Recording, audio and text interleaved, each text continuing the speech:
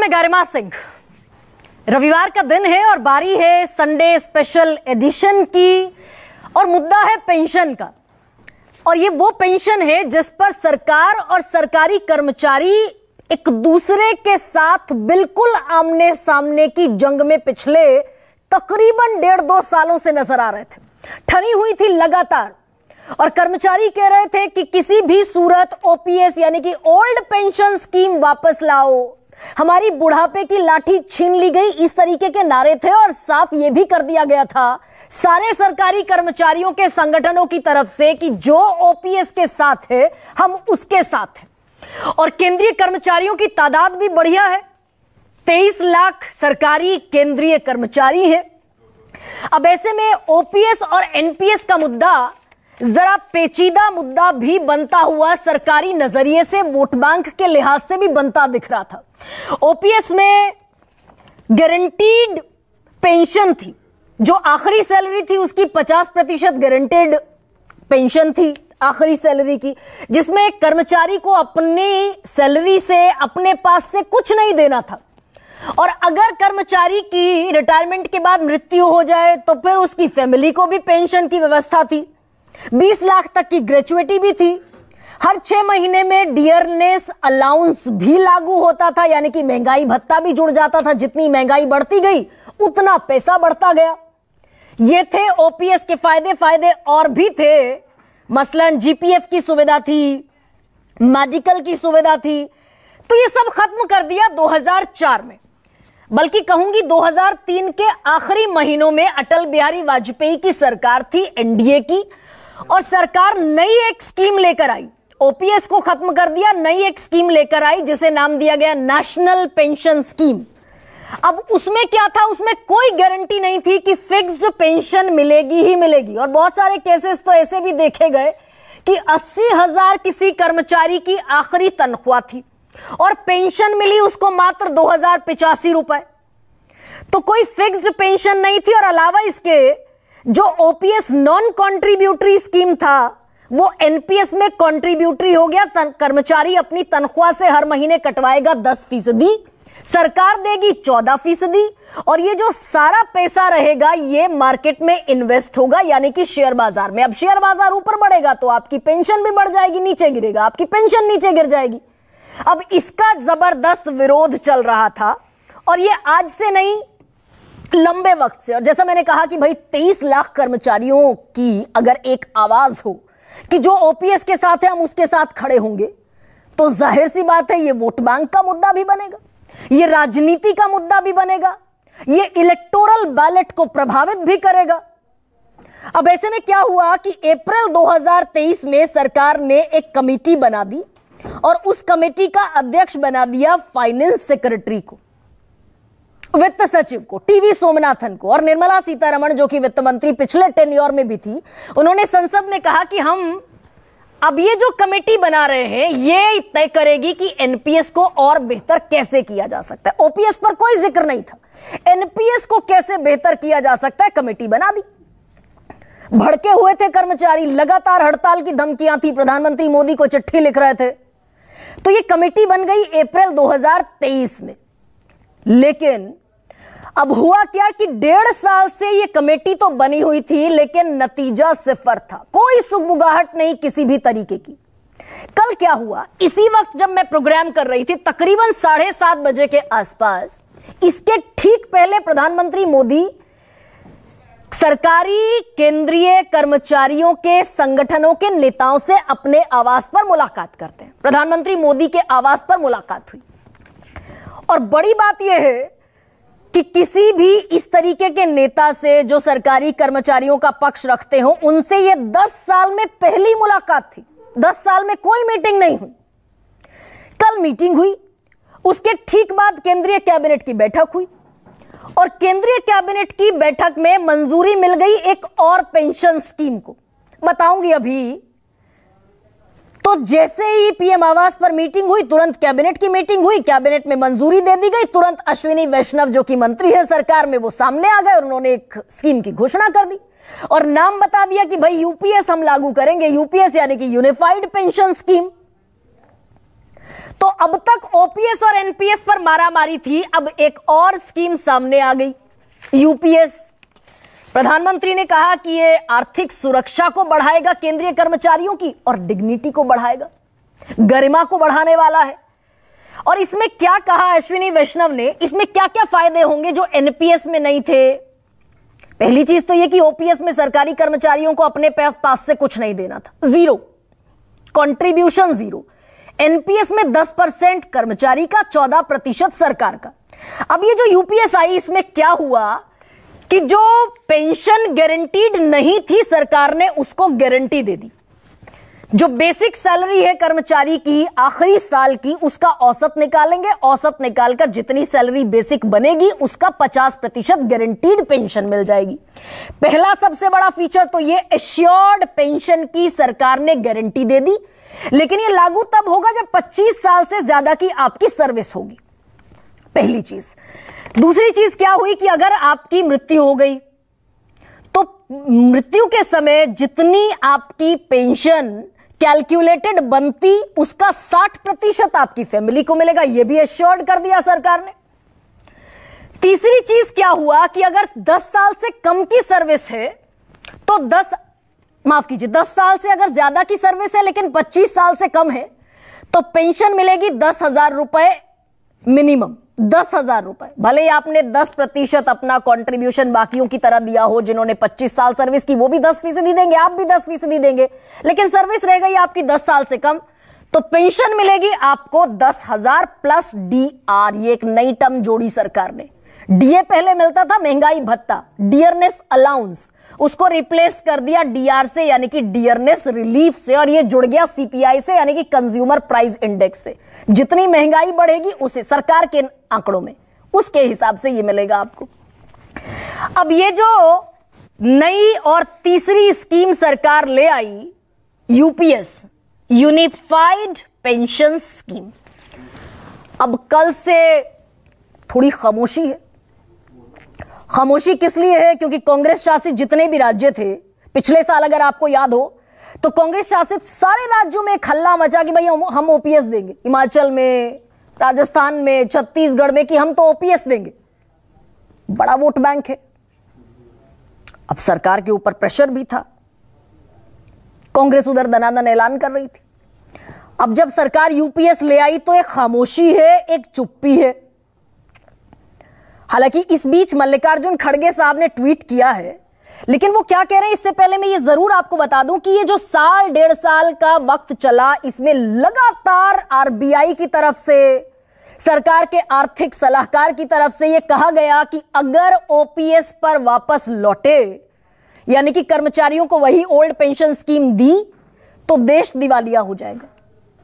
लोक लुभावन वादे करने के भ्रम से बचने की जरूरत है, दिवालिया हो जाएगा देश। अब सवाल यह भी है कि भाई एनपीएस के बाद ये जो यूपीएस लाए, इसमें भी 6,280 करोड़ का प्रावधान है हर साल। 800 करोड़ एरियर के देने पड़ेंगे, क्योंकि 2004 से लेकर अभी 2024 तक और 2025 तक भी जो लोग रिटायर हुए एनपीएस के तहत, उन्हें बाकी का पैसा मिलेगा एरियर के साथ, ब्याज के साथ मिलेगा। 800 करोड़ उसके भी हैं। तो अगर इतना फिजिबल नहीं था, प्रैक्टिकल नहीं था, टीवी सोमनाथन हमारे फाइनेंस सेक्रेटरी कह रहे थे कि भाई किसी भी कीमत पर ओपीएस के फायदे देना नामुमकिन है, तो ये सारे फायदे क्या इसीलिए दिए जा रहे हैं क्योंकि अब बैलेट हुआ लोकसभा का, 240 पर आ गए और अब 5 राज्यों में चुनाव है, तो ये फैसला चुनावी है। ये केंद्रीय कर्मचारियों की डिग्निटी से जुड़ा है, कुछ पॉलिटिकल गेम है, सरकारी खजाने की चिंता, ये तमाम चीजें एक मिलकर एक कॉकटेल बना रही। और ऐसे में मैं 2 बयान आपको सुनाती हूं, उन बयानों में बहुत सारी स्टोरी साफ होगी, सुनिए जरा। कांग्रेस पार्टी ने पिछले 2 साल से ओल्ड पेंशन स्कीम को एक बहुत बड़ा तूफान बनाया था भारत की राजनीति में। राहुल गांधी से सवाल नंबर 1, आपकी सरकार ने हिमाचल में अभी तक ओल्ड पेंशन स्कीम लागू किया क्या? कर्मचारी तो ओल्ड पेंशन स्कीम मांग रहा है। आप न्यू पेंशन स्कीम लाए थे जिसको स्वीकार नहीं किया। अब आप यूनिफाइड, अरे नाम बदलने में तो भाजपा माहिर है। हमारा ये कहना है कि हमें ओल्ड पेंशन स्कीम चाहिए, वो बहाल हो, ये बहाल कर दें, वरना जब हम सत्ता में आएंगे तो हम ओल्ड पेंशन स्कीम बहाल करेंगे। प्रमोद तिवारी कह रहे हैं ओल्ड पेंशन स्कीम बहाल करेंगे और मल्लिकार्जुन खड़गे कह रहे हैं कि रोल बैक सरकार हो गई है और यह विपक्ष के दबाव में हो रहा है। चाहे लेटरल एंट्री हो, चाहे वक्फ बिल हो, चाहे ब्रॉडकास्ट रेगुलेटरी बिल हो, उसके पहले इंडेक्सेशन टैक्स हो, यह विपक्ष के दबाव में बढ़िया काम कर रही है सरकार। तो ऐसे में क्या है, सबसे बड़ा सवाल आपके सामने रखते हैं। नई और पुरानी पेंशन पर थी लड़ाई, सरकार एक और स्कीम क्यों लाई? और चुनाव में जीत हो निश्चित, इसीलिए हुई ये पेंशन सुनिश्चित।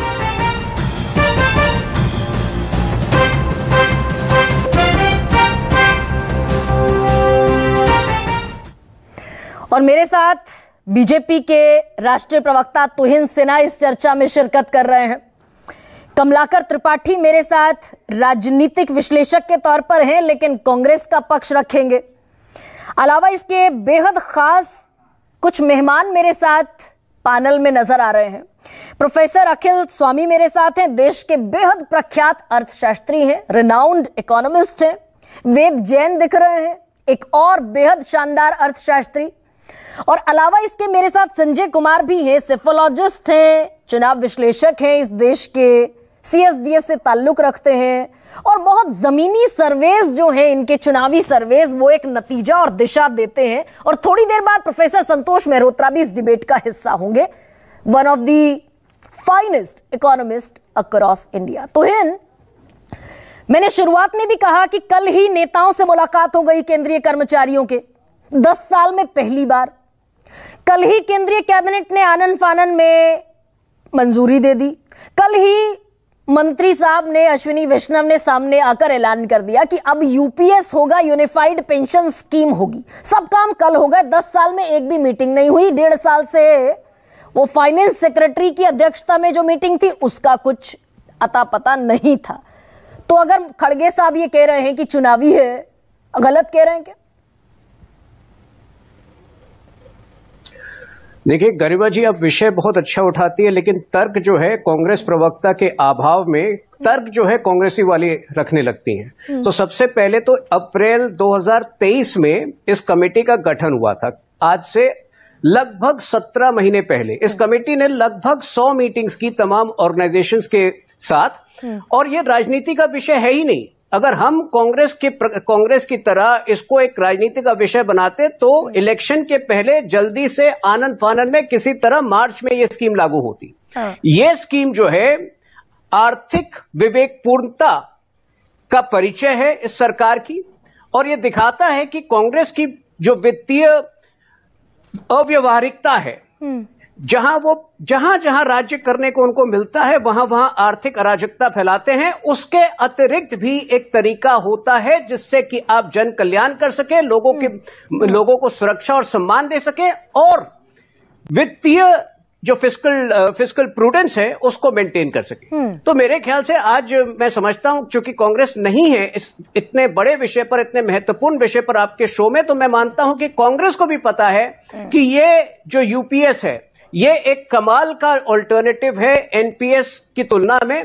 देखिए ओपीएस जो है 2004 में वो आउटडेटेड हो गया था, हालांकि वो प्रस्तावित था कि वो हटाया जाए। उसका जो ऑल्टरनेटिव था एनपीएस लागू हुआ था मनमोहन सिंह के समय में, और यहां तक कि मनमोहन सिंह ने 2006-7 में मनमोहन सिंह की सरकार ने सभी राज्य सरकारों को खत तक लिखा था कि आप नए पेंशन स्कीम में जो है आ जाएं, क्योंकि पुरानी स्कीम जो है अनवायबल है। अब ये कांग्रेस पार्टी जो है इसका केवल 2 उद्देश्य है, जातिगत विभाजन देश में और आर्थिक अराजकता। तो स्वाभाविक है ये ओपोज करेंगे, लेकिन आपको जो है मतलब ये नहीं कहना चाहिए कि रातों रात ये हो गया। सरकार ऐसे काम नहीं करती है। तो ये तो मान लीजिए रातों रात नहीं हुआ, 17 महीने में बहुत सारी मीटिंग्स हो गई, तो यहां से ये साबित हुआ कि जो 10 साल से नेशनल पेंशन स्कीम इस देश में थी वो डिजास्टर थी। नहीं, डिजास्टर नहीं थी। देखिए, आपको समझना होगा कि दोनों चीजों का हित रखना, दोनों हितों का, दोनों एस्पेक्ट्स को जो है ध्यान में रखना पड़ता है। एक और जो है एम्प्लॉइज अगर किसी वजह से एनपीएस में असुरक्षित फील कर रहे थे तो उसका एक बेटर ऑल्टरनेटिव हमने प्रदान किया है। नहीं, टीवी सोमनाथन का बयान है ये मेरा बयान नहीं है। विकल्प है, आप सुनिए मेरी। नहीं, एक second. TV Somanathan finance secretary उस वक्त थे जब समिति आपने बनाई, आज की तारीख में वो कैबिनेट सचिव हैं। उन्होंने कहा कि एनपीएस की तुलना में यूपीएस 99% बेहतर है, यानी कि 99% खामियां थी एनपीएस में। नहीं तो कोई देखिए कोई भी चीज जो है, कोई भी नीति परमानेंट नहीं होती है। अगर उसमें सुधार की आवश्यकता है तो निश्चित रूप से सुधार की जाएगी, लेकिन वो सुधार जो है राजनीतिक मंशे से और एक आनन फानन में, जल्दबाजी में नहीं होना चाहिए, जिसका परिचय हमने दिया। देखिए, एनपीएस जो है उसमें किसी ऐसा महसूस हो रहा था कि कुछ असुरक्षा लोग महसूस कर रहे थे उसमें, स्पेशली जो 40% अमाउंट जो एन्युटी में निवेशित होता था, उससे जो है पर एक जो फिक्स्ड अमाउंट था वो नहीं मिल पाता था लोगों को। तो निश्चित रूप से यूपीएस में उसका प्रावधान है। और ये 10 साल तक तो इन समझ में नहीं आया सरकार को। था ये प्रदर्शन, ये हड़ताल, ये विरोध आज का तो कांग्रेस पार्टी ज्वाइन के लिए 10 साल अगर आज मुझे कोई चीज लगे कि हम सुधार कर सकते हैं, अगर आज हमें लगे हम आज सुधार करेंगे। अब तिथि डेट कब बताओगे, ये डेट बताना ये सरकार की प्रेरोगेटिव है। जब हमें लगा कि समय अनुकूल है, जब हमें लगा कि एक ऑल्टरनेटिव आज है, विकल्प है, और जब हम कन्विंस्ड हैं खुद कि ये विकल्प जो है 23 लाख को बेनिफिट करेगा लोगों को, और आने वाले समय में यदि स्टेट गवर्नमेंट भी सेंट्रल गवर्नमेंट के स्कीम में आना चाहे तो हम 90 लाख लोगों का भी प्रावधान लेके चल रहे हैं। लेकिन आप ये देखिए कि जो खर्चे की बात हो रही है 800 करोड़। एक सेकेंड देखिए, ये महत्वपूर्ण डिबेट है, बीच में मत टोकिए प्लीज। आप खर्चों की बात देखिए। 800 करोड़ आपने खुद कहा कि एनपीएस से यूपीएस में जो आएंगे उसमें एक वन टाइम सरकार का खर्चा 800 करोड़ का होगा, और इस वक्त पहले साल के सालाना इंप्लीमेंटेशन में लगभग 6250 करोड़ है। ठीक है, और ये बजट के अंदर अब्सॉर्ब होगा। इसकी तुलना में अगर आप ओपीएस की मांग को देखें, जो राज्य सरकारें कांग्रेस में वापस ओपीएस में जा रही थी, उनको पता भी नहीं है कि इस वक्त कितना खर्चा होना था उसमें। और अगर सभी विपक्ष की सरकारें जाती, लगभग 40,000 करोड़ से ऊपर साल का खर्चा होता। इसका केवल एक ही अर्थ था कि जो आर्थिक अराजकता आप कर्नाटक में देख रहे हैं, वही विपक्ष अपने सारे राज्यों में दिखाती, और बेसिकली वो भविष्य में भारत को जो आने वाले जनरेशन से उसको मोहताज करती। वो हमने रोका है। आर्थिक अराजकता कांग्रेस कर रही है कि नहीं, कमलाकर त्रिपाठी बता देंगे।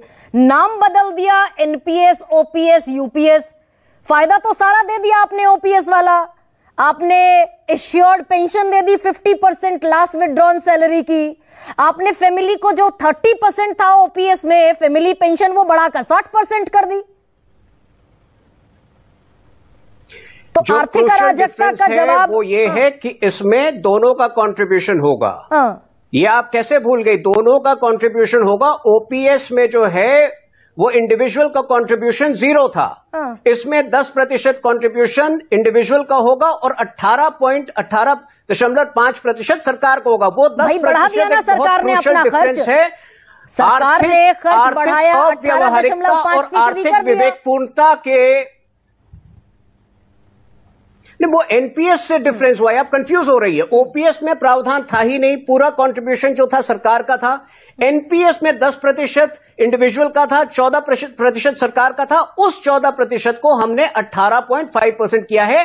ओपीएस से इसकी कोई तुलना ही नहीं है। ओपीएस आर्थिक अव्यवहारिकता की ओर देश को ले जा रहा था। यह स्कीम जो है आर्थिक विवेकपूर्णता का परिचय। तो जो मैंने सवाल उठाया तो है कि ये विवेकपूर्ण जो निर्णय है ये 10 साल तक लंबित रहा ना, ये 240 के बाद आया ना। ये सवाल जब हमें सुधार लगा कि आज एक ऑल्टरनेटिव है, हम जल्दबाजी में दूसरों के प्रेशर में नहीं करते हैं। यही सवाल तारीख कब बताओगे तो हर विषय पर हम पे पूछा जाता है कि आर्टिकल 370 अब तक क्यों नहीं हटा रहे थे, जिस दिन किया अब क्यों कर दिया। कल ही आप पूछेंगे अब क्यों किया, 2024 के पहले क्यों नहीं किया। देखिए, तारीख तय करना जो है वो सरकार का प्रेरोगेटिव है। जिस दिन विपक्ष सरकार में होगी वो तय करेगी। तो कमलाकर त्रिपाठी, खड़गे साहब तारीफ कर रहे हैं इनडायरेक्टली कि भाई विपक्ष के दबाव में लेटरल एंट्री वापस, विपक्ष के दबाव में वक्फ बिल वापस, विपक्ष के दबाव में ब्रॉडकास्ट रेगुलेटरी बिल वापस, और अब यूपीएस ले आई सरकार, ये विपक्ष के दबाव में 240 का दबाव। तो ये प्रशंसा कर रहे हैं खड़गे साहब, तारीफ कर रहे हैं क्या? देखिए, तारीफ उस चीज की जाती है जो स्वतः स्फूर्त हो। जब आप किसी दबाव में आकर के आप लगातार गलत काम करते चले जा रहे थे। अभी मैं आर्थिक अराजकता सुन रहा था। सबसे बड़ी आर्थिक अराजकता जो हुई वो वन फाइन डे इन्होंने विदाउट कंसल्टेशन नोटबंदी लागू कर दी थी। अगर आपको याद हो, स्ट्रीम से 85% पैसा बाहर हो गया था और देश त्राहिमाम कर रहा था। जो लोग नोटबंदी की लाइन में लगे थे वो तो उसमें से कई डेथ्स हुई, उनका जवाब आज तक नहीं है। आर्थिक अराजकता उसको कहते हैं गरिमा जी। दूसरी चीज, ये साफ झूठ बोल रहे थे अभी तुहिन जी, एनपीएस लागू हुई थी अटल बिहारी वाजपेयी जी की गवर्नमेंट के समय में। जो अटल बिहारी वाजपेयी जी की गवर्नमेंट थी उस समय एनपीएस लागू हुई और हम लोग शुरू से ओल्ड पेंशन स्कीम की मांग कर रहे थे। और ये जो बता रहे हैं कि ओल्ड पेंशन स्कीम इररिलेवेंट हो गई, उसका इररिलेवेंस जरा बता दें, एक्सप्लेन कर दें। आप भी खेल कर रहे हैं कमलाकर त्रिपाठी। 2003 के आखिरी महीने में अटल बिहारी वाजपेयी स्कीम लेकर आए, 2004 में यूपीए की सरकार आ गई, मार्च के बाद मई में शपथ ग्रहण हो गया, 10 साल आपने सरकार चलाई। एनपीएस के साथ स्टिक रही यूपीए सरकार। किस समय गई उसकी बात हो रही है। उसके बहुत सारी स्कीम्स सरकारों के समय में कंटिन्यू होती हैं, उन पे रिव्यूज होते हैं, लेकिन जो चीजें हैं वो हमेशा अराजकता इनके द्वारा इनिशिएट की गई है। इनके द्वारा चीजों को डिरेल करने की कोशिश की गई है और समाज को भ्रम में रखने की कोशिश की गई है। ये तो पूरे समाज का भाईचारा खा गए और आज तक ये यही कर रहे हैं। नहीं, एक सेकंड कमलाकर जी, विषय पर जरा आ जाते हैं। तो ओपीएस, एनपीएस या यूपीएस, क्या कांग्रेस का स्टैंड है? आपकी आवाज मुझ तक पहुंची नहीं। एनपीएस, यूपीएस या ओपीएस, क्या स्टैंड है कांग्रेस का? नहीं, देखिए, इस स्कीम के पहले प्रॉपर बेनिफिट्स और बाकी सारी चीजें सामने आए, उस पर एनालिसिस होगी। लेकिन ये तो तय हो गया कि विपक्ष के दबाव में, इंडिया गठबंधन के दबाव में इन्होंने जो गलत कार्य किए थे उस पे इनको बैकआउट करना पड़ रहा है। ये यू-टर्न सरकार हो गए हैं। जो ये पहले जो मैं चाहे ये करूं, मैं चाहे वो करूं, मेरी मर्जी वाला जो सिस्टम था वो सिस्टम अब नहीं रह गया है। रोल बैक तो आप भी कर गए कमलाकर त्रिपाठी। कर्नाटक में लागू कर दिया, छत्तीसगढ़ में लागू कर दिया, राजस्थान में लागू कर दिया, हिमाचल में लागू कर दिया और घोषणा पत्र में, केंद्र के घोषणा पत्र में गायब कर दिया, गोल कर दिया। गरिमा जी, दिक्कत ये हो रही है कि मैं स्काइप पे हूं और मुझे आपकी आवाज मिल नहीं पा रही है जब मैं बोल रहा हूं। बेसिक चीज ये है कि अभी आप देखिएगा, ये अग्निवीर पे भी यू टर्न लेंगे क्योंकि वो भी एक गलत प्रक्रिया है। भारत के किसानों ने इनके लाए हुए किसान बिल को नकारा और इनको उस समय भी वापस लेना पड़ा था, किसानों के दबाव में, भारतीय जनता के दबाव में। और ये जो 40,000 करोड़ की बात कर रहे हैं, इन्होंने चंद पूंजीपतियों के 13 लाख करोड़ रुपए माफ किए हैं। इस देश को जो कंट्रीब्यूट कर रहा है, जो इस देश के लिए सेवाएं दे रहा है, उसकी फैमिली को प्रोटेक्ट करने के लिए, उसकी फैमिली को फाइनेंशियल स्टेबिलिटी देने के लिए, उसकी फैमिली बेहतर तरीके से सरवाइव कर सके, उसके लिए इनके पास पैसे नहीं होते। तब ये तो कमलाकर त्रिपाठी, मैं कोशिश करती हूं कि आपको भी मेरी आवाज पहुंच पाए, मेरा सवाल पहुंच पाए दरअसल। लेकिन प्रोफेसर संतोष मेहरोत्रा, सबसे पहले तो I am really thankful for you कि आप आधी रात को एक फ्लाइट पकड़ने वाले हैं, विदेश जाने वाले हैं। ये आपके सोने का वक्त था, लेकिन मैंने थोड़ी सी अमानत में खयानत की। बहुत बहुत शुक्रिया आपका प्रोफेसर संतोष। लेकिन सबसे पहली चीज, एनपीएस के खात्मे का, यूपीएस के आगाज में जो सबसे बड़ी चीज मुझे समझ में आई वो ये कि एनपीएस डिजास्टर था। ये प्रूव हुआ क्या? 10 साल तक या बल्कि 20 साल तक इस देश ने जो पेंशन स्कीम देखी वो एक डिजास्टर थी क्या?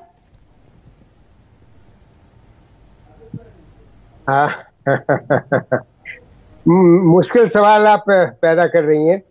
मैं देखिए बड़ी सीधी सी बात ये कहूंगा कि आखिर में 76 साल बाद इस देश ने एक ऐसा कदम सरकारी अफसरान के लिए पेंशन के लिए उठाया है जो एक अंतर्राष्ट्रीय मानक है। मैं समझाता हूं मैं अपनी बात। तो इसमें दोनों भाजपा और सच पूछिए कांग्रेस घेरे में आ जाएंगे। बात समझिए अभी बताता। 55 साल 1950 के बाद हमारे देश को लगा 2003 में अटल जी की सरकार थी ओपीएस को छोड़ने में। आखिर ओपीएस की फाउंडेशनल प्रॉब्लम क्या है? ओपीएस जैसी स्कीमों को दुनिया भर में एडवांस कंट्रीज ने त्याग दिया बहुत पहले। OPS is a defined benefit scheme, not a defined contribution scheme. Conceptually pension में दो तरीके होते हैं फाइनेंसिंग के, डिफाइंड कंट्रीब्यूशन और डिफाइंड बेनिफिट। तो एनपीएस जो है वो डिफाइंड कंट्रीब्यूशन के आधार पे है और यूपीएस भी अब डिफाइंड कंट्रीब्यूशन के आधार पे है। ओपीएस जो थी वो सिर्फ डिफाइंड बेनिफिट थी और उसमें जो फंडिंग थी, फाइनेंसिंग उसकी जो थी वो हमारी आपके सबके, यानी कि संजय चाहे केंद्र सरकार में या राज्य सरकार में न काम कर रहे हो, प्रोफेसर संजय कुमार की बात कर रहा हूं, मैं सरकार में न काम कर रहा हूं, अखिल स्वामी जी न काम कर रहे हो, उसके बावजूद हमारे टैक्स पेयर से सरकारी अफसरों की तनख्वाह ही नहीं पेंशन भी जा रही थी। क्यों जा रही थी भाई? मतलब आप फायदा उठाएंगे और उसका पैसा भरेंगी गरिमा सिंह, क्यों भरेंगी? आप तो सरकार में काम नहीं कर रही हैं, आप तो प्राइवेट सेक्टर में काम कर रही हैं। का अर्थ यह है कि हमेशा अगर आप एक दूरदृष्टि समझ करके, दूरदृष्टि की विचार करके, प्लानिंग करके, नियोजन करके अगर पेंशन स्कीम को क्रिएट करते हैं, सोशल इंश्योरेंस सिस्टम क्रिएट करते हैं, तो वो होता है कि बेनिफिशियरी कंट्रीब्यूट कर रहा है और जो एम्प्लॉयर है वो भी कंट्रीब्यूट कर रहा है, चाहे वो सरकार हो चाहे वो निजी क्षेत्र। तो ओपीएस में वो नहीं था कि बेनिफिशियरी कंट्रीब्यूट कर रहा है, कुछ नहीं कंट्रीब्यूट कर रहा। एनपीएस में अधिकतर कंट्रीब्यूशन जो था वो एक्चुअली बैलेंस कंट्रीब्यूशन था, मगर उसमें प्रॉब्लम यह थी कि वो इन्फ्लेशन एडजस्टेड नहीं था। तो वो डिफाइंड कंट्रीब्यूशन तो था और वो पेंशन उसमें 50% नहीं मिली थी। अब हुआ ये है, और दूसरा प्रॉब्लम उसमें ये थी कि उसमें इन्फ्लेशन नहीं था। अच्छा, तो अब देखिए ये हमें अब देर आए हैं, दुरुस्त आए हैं और इसमें कोई दो राय नहीं। आप 100% बात शुरू से शायद कह रही होंगी और कह भी नहीं, मेरे सामने भी कहा आपने, ये चुनावी हार का तकाजा है। भाजपा जागी, अब वो माने चाहे न माने उससे कोई फर्क नहीं पड़ता, कोई फर्क नहीं पड़ता। दुनिया जानती है कि क्यों जागे हैं। असलियत यह है कि इस देश में सोशल सिक्योरिटी, पेंशन के बारे में गहनता से दूरदृष्टि को इस्तेमाल करते हुए किसी ने प्लानिंग नहीं करी है। मैंने इस तरीके की इसके लिए प्लानिंग करके मैं इसी स्कीम को 10 साल पहले लागू लेकिन सर आप कह रहे हैं प्रोफेसर संतोष, आप कह रहे हैं नहीं, आखिरी बात सुन लीजिए, बहुत जरूरी है। क्योंकि स्थिति यह है कि ये सरकारी अफसर, चाहे केंद्र के हो, राज्य के हो, चाहे वो ऑटोनमस बॉडी के हो, बैंक के हो, किसी के भी हो, वो 5% है पूरे रोजगार के। 5%, 95-90-95% के पास तो आपके पास पेंशन ही नहीं है। क्यों नहीं है? अरे वो क्या काम नहीं करते? वो क्या टैक्स नहीं भरते? क्यों नहीं उनकी पेंशन है? उसके बारे में कौन सोच रहा है? आखिरी बात, धन्यवाद। लेकिन प्रोफेसर संतोष, बड़ा एक ये ओपीएस को आर्थिक अराजकता बता रहे हैं अभी तुहिन सिन्हा भी, लेकिन जो मेरी समझ में आया वो ये कि ओपीएस के तकरीबन सारे जो फीचर्स हैं वो यूपीएस में लागू है। 50% एश्योर्ड पेंशन भी हो गई आपकी, 30% की जगह 60% फैमिली पेंशन भी हो गई, ग्रेचुएटी का भी पैसा तकरीबन लमसम उतना ही हो गया, ग्रेचुएटी छोड़ के किसी और नाम से दे दिया। तो ये आर्थिक अराजकता ओपीएस में है और यूपीएस में नहीं है, सिर्फ इसलिए कि कंट्रीब्यूशन 10% है एम्प्लॉय का। बजा फरमा रही है, इसमें कोई दो राय नहीं है कि आगे चलते हुए केंद्र सरकार को और राज्य सरकार को सबको खमियाजा भुगतना पड़ेगा। मगर जरा सा कॉम्प्लिकेशन ये भी देख लीजिए कि आज हम जरूर बात कर रहे हैं ऐसी स्कीम यूपीएस को जो 1 अप्रैल 25 से लागू होगी, मगर देखिए जो आज तक ओपीएस में भर्ती हो गए हैं उनको तो जिंदगी भर सरकार को ओपीएस भरना पड़ेगा, चाहे वो केंद्र सरकार हो चाहे राज्य सरकार। पहली बात। दूसरी बात, ये जो एनपीएस में 2004 वाले हैं, उसके बाद वाले जो उनको एनपीएस मिल रहा है, उसमें से जो अगर 10 साल से कम में कम काम किया है तो उनको उसी तरीके से मिलेगी जैसे पहले मिल रही थी। यानी कि इसका अर्थ यह है कि एनपीएस भी चालू रहेगी, ओपीएस भी चालू रहेगी, और अब एक तीसरा सिस्टम आगे चलते हुए 1 अप्रैल 25 से लागू होने एक यूपीएस और आ गया। तो प्रोफेसर अखिल स्वामी मुझे ये समझाइए कि भाई ओपीएस इम्प्रैक्टिकल है। ये टीवी सोमनाथ जो फाइनेंस सेक्रेटरी हैं, थे हमारे देश के, अभी कैबिनेट सेक्रेटरी हैं, उन्होंने कहा ओपीएस किसी भी कीमत पर फाइनेंशियली नामुमकिन स्कीम है। अब यूपीएस में मेरी समझ में ये आ रहा है कि भाई 6,280 करोड़ का फाइनेंशियली एक एनुअली बजट है ये, और सरकार ने अपना अंशदान बढ़ाकर 14% से कर दिया 18.5%, जिसमें नाम मात्र को गुंजाइश नहीं थी। टीवी सोमनाथन कह रहे थे, मुख्य आर्थिक सलाहकार कह रहे थे, आरबीआई कह रहा था, देश का सबसे बड़ा बैंक, कि सरकार का कंट्रीब्यूशन तो और कम होना चाहिए बढ़ने के बजाय, नहीं तो दिवालिया हो जाएगा देश। तो ये जो 18% कर दिया, 18.5%, ये इलेक्टोरली एक निर्णय है, ये एक इंटेलिजेंट निर्णय है, ये है क्या प्रोफेसर अखिल स्वामी? देखिए गरिमा जी, मुझे ये लगता है कि पिछले 10 साल का सबसे बड़ा जुमला है ये यूपीएस, और ये इतना बड़ा धोखा है। अभी शायद खड़गे उनको अभी पता नहीं है, उनको अच्छी राय नहीं मिली है। कल सुबह तक जब कर्मचारी यूनियंस को ये बात समझ में आएगी, इससे बड़ा जुमला आज तक नहीं है, सबसे बड़ा जुमला है ये। इसलिए क्योंकि अगर आज मेरी तनख्वाह 1 लाख रुपए है और उसका 10% मैं अपना कंट्रीब्यूशन देता हूं यूपीएस में, और 25 साल के बाद मुझे 10% पर मंथ देता हूं, और 25 साल के बाद मुझे एक सबसे बड़ी चीज फाइनेंस की होती है, पावर ऑफ कंपाउंडिंग। पहले की ओल्ड पेंशन स्कीम थी जिसमें 10% का कंट्रीब्यूशन कर्मचारी को नहीं देना पड़ता था। अगर आज 25 साल तक मैं 10% का अपना बेसिक का कंट्रीब्यूशन देता रहूंगा, ये 18.5% का एक जुमला है। केंद्र सरकार को 1 रुपए नहीं देना पड़ेगा, क्योंकि सारा का सारा जो 10% पर मंथ का कंट्रीब्यूशन मैं अगले 40 साल तक करूंगा, और उसके बाद जो सरकार बेसिक का 50% मुझे देगी, सरकार केवल लूटेगी। और कर्मचारियों को जब बात पता चलेगी ये केवल एक लूट है और इतना बड़ा धोखा। और मुझे यह आश्चर्य हो रहा है, अगर वित्त सचिव को लगता है बहुत अच्छी स्कीम है, यूपीएस खुद अडॉप्ट कर लें, वो ओल्ड पेंशन स्कीम ना लें। और एक चीज गरिमा जी और समझ लीजिए, हिंदुस्तान के अंदर पिछले 10 साल के अंदर जो करप्शन बढ़ा है, उस करप्शन का मेन कारण यह है कि सरकारी अधिकारी ये समझते हैं कि पेंशन की सुविधा उनको नहीं मिलेगी और सामान्य जनता को घूस के माध्यम से लूट रहे हैं। ये एक प्रकार से, जो प्रोफेसर अखिल स्वामी जो आप लूट कह रहे हैं जिसको, क्या ये वो लूट है जो मेरी समझ में आया कि भाई 25 साल जिसने सर्विस पूरी कर ली उसको तो 10% कंट्रीब्यूशन का 50% पेंशन मिल गया, जिसने 25 साल से कम और 10 साल से ज्यादा सर्विस की वो 10% कंट्रीब्यूशन तो देगा लेकिन मिलेगा मात्र 10,000। यही कंसर्न है क्या? गरिमा जी एक और चीज समझ लीजिए, ये तो भगवान की कृपा है कि ये सरकार कुछ दिन की है और ये चली जाएगी। अगर ये सरकार रही और सरकारी कर्मचारी को 20 साल पहले इतना परेशान कर देंगे, 19 साल के पहले, कि वो आदमी नौकरी छोड़ के चला जाएगा और 10,000 रुपए लेके घर चला जाएगा और उस 10% का अपना बेसिक कंट्रीब्यूशन देता रहेगा।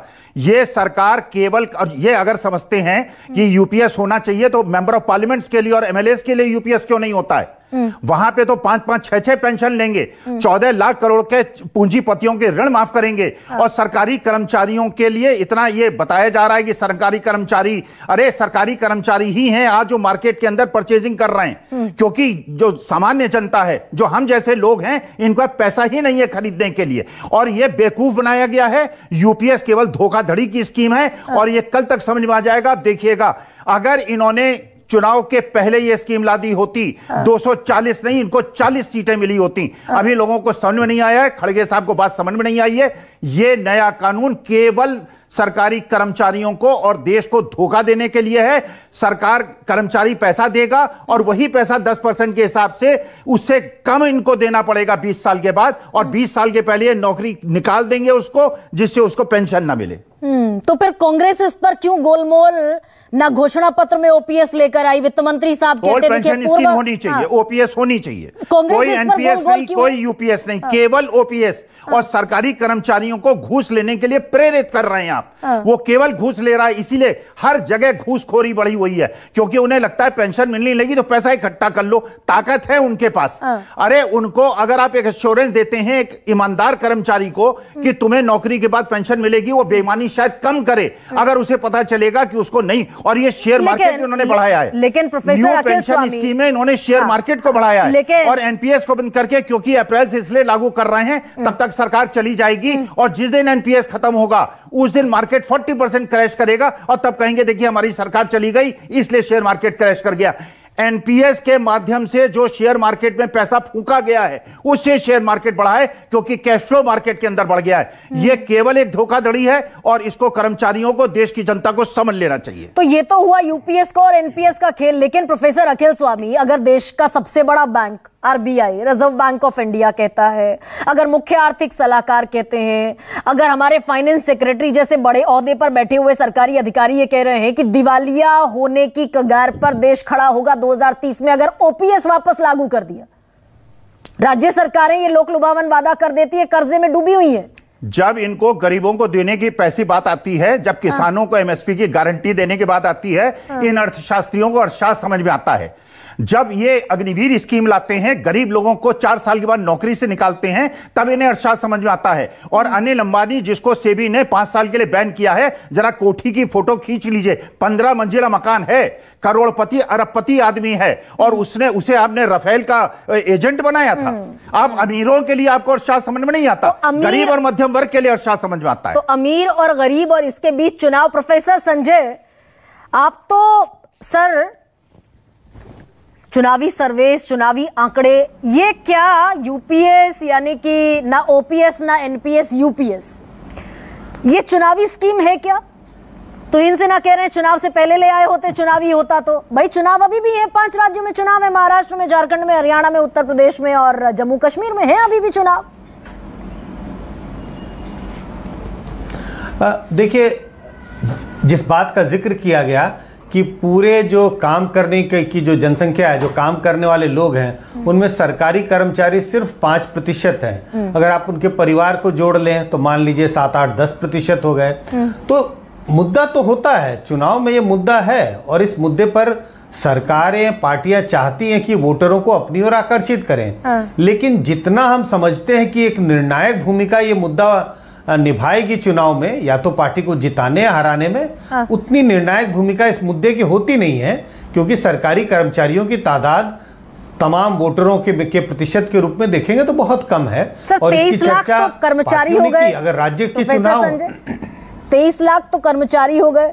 ऑन एन एवरेज अगर औसतन 3 लोग भी हैं घर में बालिग, तो 23 मल्टीप्लिकेशन बाय 3 तकरीबन 60 लाख के आसपास लोग हो गए। ऐसा मानना कि परिवार में एक सरकार में काम करता है और सरकारी कर्मचारी है, और परिवार के सारे लोग, चाहे वो 3 हो या 4 हो, वो सारे के सारे इसी के लिए सरकार के खिलाफ या पक्ष में वोट देंगे कि या तो ओपीएस ला दिया या एनपीएस ला दिया। मुझे नहीं लगता ऐसी चीजें होती हैं, लेकिन हाँ ये जरूर है, मैं ये नहीं कह रहा हूं उसका कोई प्रभाव नहीं है, लेकिन मैं ये कहने की कोशिश कर रहा हूं जितना हम आकलन करते हैं, जितना हम सोचते हैं कि इसका प्रभाव होगा, उतना प्रभाव नहीं पड़ता है। जैसे हिमाचल के चुनाव की बात हो रही थी, उन राज्यों में जहां छोटी छोटी कंस्टिट्यूएंसी है, जहां वोटरों की तादाद कम है, वहां पर तो फिर भी चलिए कांग्रेस आई ओपीएस के बल पर ही आ गई कांग्रेस हिमाचल प्रदेश में जीतकर। नहीं, बिल्कुल बिल्कुल नहीं है। ये आप लोगों का मानना होगा कि सिर्फ ओपीएस के बल पे कांग्रेस चली आई। अगर ऐसे आना हो तब तो कई राज्यों में आप ओपीएस करें और सारे राज्य में आप सरकार बना लेंगे। ये जरूर है कि हिमाचल के चुनाव में अगर हम बिहार या यूपी के चुनाव से तुलना करें तो हाँ, वहां पर ओपीएस के बदौलत आप पार्टी जैसे कांग्रेस पार्टी ने अगर ओपीएस की बात की तो वोटरों को अपनी ओर खींचने में ज्यादा सफलता मिलेगी। कंस्टिट्यूएंसी छोटी है, सरकारी कर्मचारियों की तादाद ज्यादा है, लेकिन यह मानना कि सिर्फ ओपीएस के बदौलत मतलब कांग्रेस सरकार में चली आई, कम से कम मैं ऐसा नहीं मानता। हमारे पास ऐसे कोई प्रमाण नहीं है। प्रोफेसर संजय, लेकिन ये चुनाव के फौरन बाद ये जो धड़ाधड़ फैसले हैं, ये जुड़ते हैं क्या अगले चुनावी माहौल से? बिल्कुल। वक्फ बोर्ड पर वापसी हो गई, लेटरल एंट्री पर आपने 18 में खुद आपने स्कीम बनाई, खुद आपने इंश्योर किया रिजर्वेशन न देना पड़े, वो आपने रोल बैक कर लिया लेटरल एंट्री पर। वक्फ बिल आप लेकर आए बड़ी धमक के साथ, वो वापसी हो गई, इंडेक्सेशन वापस हो गया, ब्रॉडकास्ट रेगुलेटरी बिल वापस हो गया। तो ये जुड़ती है क्या सारी कड़ी? नहीं, मैं बिल्कुल मानता हूं कि जिस वक्त ये आया और जिस तरह से तेजी से आया, आप जिसका जिक्र शुरू में कर रही थी कि मतलब एक मीटिंग होती है और धड़ाधड़ चीजें होती हैं, प्रेस कॉन्फ्रेंस भी हो जाता है, ये सब चुनाव के मद्देनजर किया जा रहा है। 4-5 चीजों का आपने जिक्र किया, रोल बैक, जो मल्लिकार्जुन खड़गे कह रहे हैं या कई लोग इसका जिक्र कर रहे हैं कि रोल बैक सरकार हो गई, ये कानून आता है और फटाक से रोल बैक। तो ये कानून भी इसी के लिए लाया गया। ये जो अभी यूपीएस की बात हो रही है, मुझे लग रहा है कि इसमें कोई, कम से कम मेरी इसमें सहमति है कि ये चुनावों को ध्यान में रख के लाया गया। 2-3 चुनाव बहुत अहम हैं, हरियाणा का चुनाव, जम्मू कश्मीर का चुनाव, महाराष्ट्र का चुनाव, ये बहुत अहम है।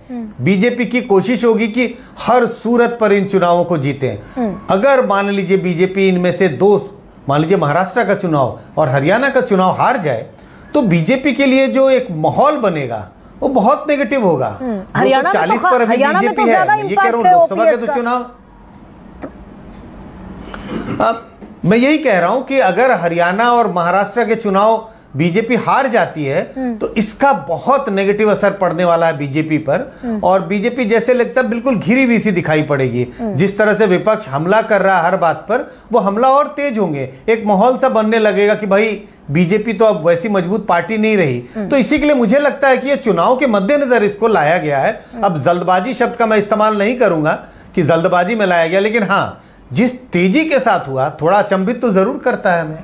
लेकिन संजय जी, ये बहुत सारी फेडरेशन, रेलवे के बाद जो सबसे बड़ा संगठन है केंद्रीय कर्मचारियों का, all India defence employ federation, उसने बहिष्कार कर दिया कि कुछ भी कर लो, एनपीएस ले आओ, यूपीएस ले आओ, हम ओपीएस से कम पर नहीं मानेंगे। तो ये चुनाव में कैसे प्रभाव डालेगा? वो ठीक है। हाँ। नहीं, कम से कम ये बताने की कोशिश की है उन्होंने, जिसका आपने जिक्र किया कि अगर आप ये एनपीएस से इसकी तुलना करें यूपीएस की, तो यूपीएस एनपीएस से तो बेहतर जरूर दिखाई पड़ रहा है। तो सरकार इस बात का जिक्र कर रही है, ओपीएस पे हम नहीं जा सकते, और एनपीएस अगर आपको एक्सेप्टेबल नहीं है तो एक यूपीएस लाया गया। तो मैं ये नहीं कह रहा हूं कि यूपीएस अगर लाया होता तो जितने फायदे रूलिंग पार्टी को मिलते उतने ही फायदे यूपीएस से भी मिलेंगे। लेकिन शायद सरकार की अपेक्षा है कि एनपीएस का अगर पुरजोर तरीके से विरोध हो रहा है, क्योंकि अभी 2 ही शब्द हैं, एनपीएस और ओपीएस। अब यूपीएस आ गया, कुछ जनता कुछ भ्रमित भी रहेगी, समझना भी पड़ेगा लोगों को इसमें क्या फायदा क्या नुकसान। सर, ये एक देश एक चुनाव, 1 नेशन 1 इलेक्शन, एक प्रधान एक संविधान एक निशान की बात करते करते ये सरकार पेंशन स्कीम 3 ले आई। एनपीएस भी, यूपीएस भी, ओपीएस भी, सब चलेगा। गरिमा जी, देखिए, मैं एक राजनीति से हटके एक प्रोफेशनल और एक सब्जेक्ट एक्सपर्ट के बारे में ही ये 3 सर जो है स्ट्रीम, ये कितना कंफ्यूजिंग होंगी? नहीं, मैं ये तीनों के बारे में बिल्कुल स्पष्टीकरण दे देता हूँ। बिल्कुल, मैं एज ए प्रोफेशनली बोल रहा हूँ, सब्जेक्ट एक्सपर्ट करके ही सब्जेक्ट में बोलूंगा। आप देखिए क्या है कि हमें ना सबसे पहले ये समझना चाहिए कि एनपीएस क्यों आई थी 2004 में। एनपीएस आने का 2004 का कारण क्या था कि जिस ढंग से ओपीएस स्कीम चल रही थी और केंद्र सरकार और राज्य सरकारें अपने बजट में भावी खर्चे को लेकर नहीं चल रही थी, जो अकाउंटिंग चैलेंज था उसको अकाउंटिंग करने में, तो उस समय ये आइडिया लगाया गया कि जो 3000 से 5000 करोड़ साल का जो खर्चा सरकार को पेंशन का देना पड़ रहा है उस समय, आने वाले समय में ये खर्चा 5 लाख करोड़ से भी ज्यादा क्रॉस कर जाएगा, जो बजट से नामुमकिन है होना, बजट नहीं बियर कर पाएगा। ये 2004 में स्कीम आने का कारण बना। ठीक है। उसी वजह से एक एनपीएस लाई गई जिसमें एम्प्लॉइज में नाराजगी थी क्योंकि एनपीएस स्कीम उनके लिए सुटेबल नहीं थी। इसमें कोई दो राय नहीं है, क्योंकि इसमें कहा गया, जैसे मैथुर जी ने पहले कहा, एक डिफाइंड कंट्रीब्यूशन होता है कि आप इतना दिए, एक डिफाइंड बेनिफिट होता है कि भाई मुझे बेनिफिट मिलना चाहिए। अब यूपीएस जो स्कीम आई है, जो कल स्कीम अनाउंस की गई है, उसमें आपको डिफाइंड बेनिफिट दे दिए गए। इसमें कोई दो राय नहीं है। तीनों बेनिफिट जो थे ओपीएस में वो मिल गए हैं। एक आपको पेंशन अश्योर्ड हो गई है 50% की, फैमिली पेंशन अश्योर्ड हो गई है आपकी। उसके बारे में जो मेन मुद्दा रह गया है वो एक कंट्रीब्यूशन का रह गया है कि जो 10% का कंट्रीब्यूशन है, ओपीएस में वो कंट्रीब्यूशन नहीं होता था और यूपीएस में वो कंट्रीब्यूशन आएगा। और एम्प्लॉइज की डिमांड ये है कि ये हमारा कंट्रीब्यूशन नहीं लिया जाए और ये कंट्रीब्यूशन जो हमें मिलेगा निवेश करके वो वापस मिलना चाहिए। एब्सोल्युटली सर, मैं छोटा सा इंटरवीन कर रही हूँ, आपको छोटा सा इंटरवेंशन है। आपने कहा भाई अनुमान ये था कि 3 से 5 लाख करोड़ रुपए पेंशन के देने पड़ेंगे, एक वक्त ऐसा आएगा बजट से पॉसिबल नहीं है। लेकिन ये जो प्रोफेसर अखिल स्वामी कह रहे हैं, आरटीआई के जरिए, राइट टू इंफॉर्मेशन के जरिए ये निकली जानकारी कि 16 लाख करोड़ रुपए एनपीए हो गया इस देश पर, नॉन परफॉर्मिंग एसेट हो गया, जो करोड़पतियों को, कॉरपोरेट को, उद्योगपतियों को पैसा दिया गया, रिकवरी नहीं हुई तो रजिस्टर में उसको एनपीए दर्ज करके चढ़ा दिया 16 लाख करोड़। तो ये 16 लाख करोड़ हम खर्च कर सकते हैं, 7 साल का आंकड़ा है ये आरटीआई के जरिए, और ये 5 लाख करोड़ हम नहीं दे सकते। नहीं, हाँ मैं बता दूं गरिमा जी। इसके लिए देखिए, मैंने शुरू में कहा मैं राजनीति वाले विचार नहीं, मैं सिर्फ अर्थशास्त्री या ऐसे सिर्फ ये अकाउंटिंग आपको बता देता हूँ कि क्या इशू है। भारत सरकार का बजट टोटल 46 लाख करोड़ का है। ठीक है। उसमें एनपीए वगैरह का कोई वो नहीं आता। 32 लाख करोड़ रुपए हम लगभग अपना रिवेन्यू जनरेट करते हैं, जिसमें टैक्स रिवेन्यू भी आता है, नॉन टैक्स आता है, और 14 लाख करोड़ की बोरिंग करते हैं। और 46 लाख करोड़ के खर्चे में हम सरकार का जो वेरियस खर्चे हैं उसको खर्चे को चलाते हैं। नहीं सर, देते तो है ना, आम आदमी की जबान में दे तो देते हैं 16 लाख करोड़ एनपीए हो गया, जो कॉर्पोरेट से हम रिकवरी नहीं कर पाए। नहीं, वो सरकारी बजट से एनपीए नहीं जाता। देखिए, सरकारी बजट से एनपीए नहीं जाता सर। गया तो इनकम टैक्स, गया तो टैक्स पेयर के पैसे से ना।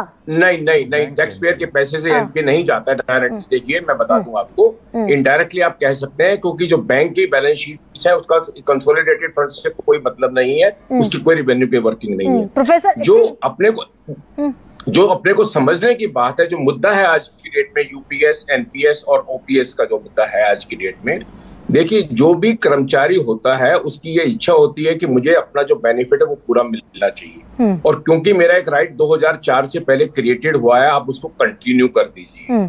और आज के आर्थिक परिप्रेक्ष्य में आपको ये देखना है कि ये आप इसको कितना कैरी फॉरवर्ड कर सकते हैं। तो आज की डेट में भारत की आर्थिक स्थिति को देखते हुए और जो वर्किंग देखते हुए, जो कल की स्कीम है, मैं ये नहीं कह रहा कि स्कीम में अभी सुधार नहीं किया जा सकता, स्कीम में सुधार किया जा सकता है, और एम्प्लॉइज की ये डिमांड कि भाई मेरा कंट्रीब्यूशन मुझे मिलना चाहिए वापस, ये उसमें नहीं जाना चाहिए। एक छोटी सी विंडो उसमें भी दी है कि वो आपको 3 दिन की सैलरी पर 6 मंथ के हिसाब से आपको एक रेवोल्यूशन मिलेगा। लेकिन ये जो आज की डेट की जो डिबेट इस बारे में मानने की, क्योंकि अपने को मेन जो डिबेट करनी है वो ये है कि अगर इस पेंशन को आज की डेट में ओपीएस स्कीम में जैसे बिना कंट्रीब्यूशन के लाया जाता है वो भी किया जा सकता है। उस साल में मेरा ऐसा मानना है, एज ए प्रोफेशनली मैं कहूंगा, अगर सरकार 20 से 25 हजार करोड़ रुपए सालाना, क्योंकि मुझे ऐसा लगता है कि सरकार का कुल 2.5 लाख करोड़ रुपए साल का इस्टेब्लिशमेंट का खर्चा है सैलरी का, 10% की रिकवरी अगर हम एम्प्लॉय से करते हैं सैलरी की, वो 25 हजार करोड़ रुपए सालाना करते हैं। अगर हम ये 10% उनका एम्प्लॉय का छोड़ दें और सरकार अपने बजट में 25 हजार करोड़ का कंट्रीब्यूशन खुद करने लग जाए सालाना, तो ये शायद समस्या हल हो सकती है। पॉसिबल है ये? अर्थशास्त्री के तौर पर ही बताइए वेद, कि भाई आरबीआई कह रहा है कि हम दिवालिया हो जाएंगे? पॉसिबल है क्या? नहीं, उसमें उसका कारण तब होता है जब ये पॉसिबिलिटी तब होती है जब हम आज की डेट में प्रोविजन नहीं करें। हाँ, ये प्रोविजन नहीं करें। प्रोफेसर अखिल स्वामी, ये जो मेरा सवाल था, एक मिनट दे दीजिए। अकाउंटिंग में ये बहुत जरूरी है, जो मेरी एम्प्लॉइज आज की डेट में है उसकी जो फ्यूचर की लाइबिलिटी है मुझे आज ही प्रोवाइड करनी पड़ेगी। ठीक है सर। प्रोफेसर अखिल स्वामी, ये टैक्स पेयर का ही पैसा तो है जो एनपीए घोषित हो गया। यहां पे मैं कुछ गलती कर रही हूं क्या? देखिए गरिमा जी, भाई है तो आफ्टर ऑल देश का पैसा ना। गरिमा जी, अगर ये देश इतना कमजोर और इतना गरीब है, मिसेस बाइडेन को जाके 7.5 कैरेट का हीरा भेंट किया जाता है, यूक्रेन जाके पता नहीं कितने हजार करोड़ का अनुदान दिया जाता है, 12 करोड़ की कार में घूमा जाता है, 8,000 करोड़ के हवाई जहाज में घूमा जाता है, पूरे विश्व में बताते हैं कि हमारे यहाँ कोई आर्थिक संकट नहीं है।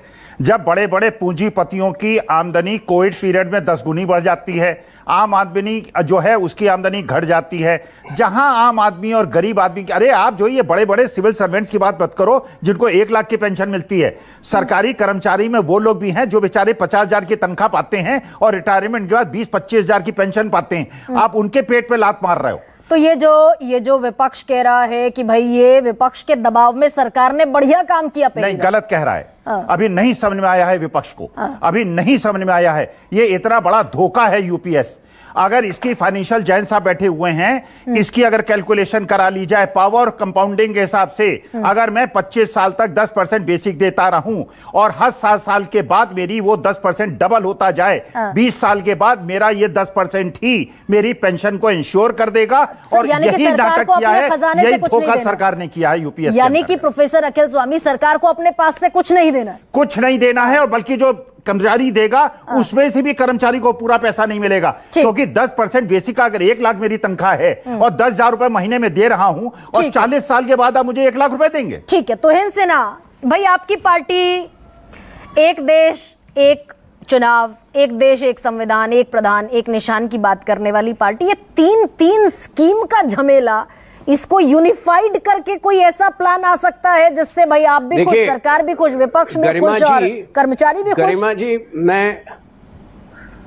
गरिमा जी, मैं इसका भी जवाब देता हूं, लेकिन आज मैं आश्चर्यचकित हूं। आपके शो पर 3 लोगों ने इस नए स्कीम में, सरकार की नई स्कीम में मेरिट देखा है, और जो अर्थशास्त्री इसका विरोध कर रहे हैं, नहीं आया कल सुबह वो भी वो बोलेंगे जो मैं बोल रहा हूं। आपको क्या समझ में आता है? आप शांत होइए। ये शो का फॉर्मेट, जब मैं बोल रहा हूं, आप जब बोल रहे थे मैं शांत था, जब मैं बोल रहा हूं तो शांत होकर सुनिए। ये क्या आप बोल रहे हैं? बोलिए। नहीं, आप ये क्या बात कर रहे हैं? गरिमा जी, तो Garima ji, this is not the format of show, please carry on. Very much correct. नहीं, मैं हैरान हूं। आप कह रहे हैं कि आप पिछले 30 साल से 10,000 रुपये देंगे।